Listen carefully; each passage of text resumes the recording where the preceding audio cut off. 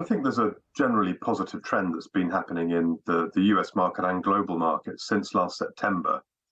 So in our funds, we kind of moved overweight equities in September. We like European equities, we like technology. And we think there's a bit of a window here where you've got a combination of inflation starting to come down and growth reaccelerating. And I think what's driving that reacceleration is the drop in commodity prices we've seen in the last 6 months, and also the reopening in China. So at the moment, we're seeing relatively quiet markets, but as you know, quiet markets normally grind higher. Low volatility is a sign of a bull market trend. And our bigger questions are, how long is it going to last? To your point on volatility, I saw that the VIX has reached its lowest level since January 2022 this week. Yeah. What's going to drive further upside in European equities? You note that that's where you are overweight here, but what's going to be the catalyst? Well, I think it's more of an absence of bad news. So markets got hit very hard last year, mainly on the interest rate rises that we've seen, but we haven't yet seen a convincing move down into recession. And if you look at the business surveys in Europe, if you look at the business surveys globally, they've been improving in the last few months. And that says to us there's further upside to be had. And it's possible that that upside becomes more sustained if core inflation measures start to drop convincingly. And as you said earlier in the show, it's not happening. But if core inflation measures do start to drop, and they normally drop about a year after commodities peak out, then maybe central banks can ease back a little bit, and that would add extra fuel to the fire. But I have to say, I'm still pretty cautious. I look at the yield curve in the US, very sharply inverted. I think at the moment, good news is bad news in the sense that it means more rate hikes. And second half of the year, I wouldn't be at all surprised if we have to get a lot more defensive.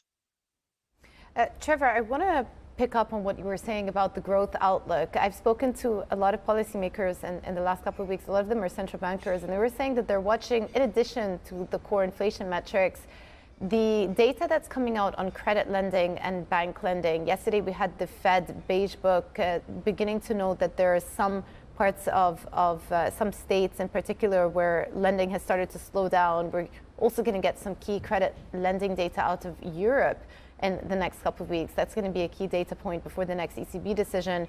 To what extent are you watching that data as well? And what does it tell you about the trajectory forward for the economy? We are watching that data very closely. I mean, the Silicon Valley Bank crisis and the collapse of Credit Suisse in Europe has left a mark. And we are likely to see a further tightening of credit as the cost of funding for those smaller banks, or in Europe generally the investment banks, has risen. But in my mind, that's like an extra rate hike from the Fed or from the ECB. You know, one rate hike doesn't necessarily snuff out an economic cycle.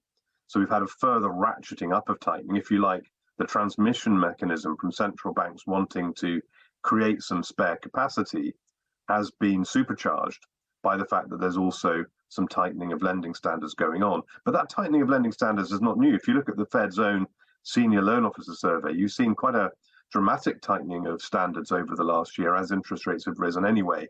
So I think it's part of the same story that central banks are trying to create spare capacity to bring wage inflation down. That means higher unemployment. It means recessions. And this sort of financial stress we're looking at is part of the story. But we've been saying throughout this SVB crisis that is it more like the Lehman crisis, you know, a big financial crisis hitting you today, or is it more like the UK's mini budget liability driven investment crisis from last autumn?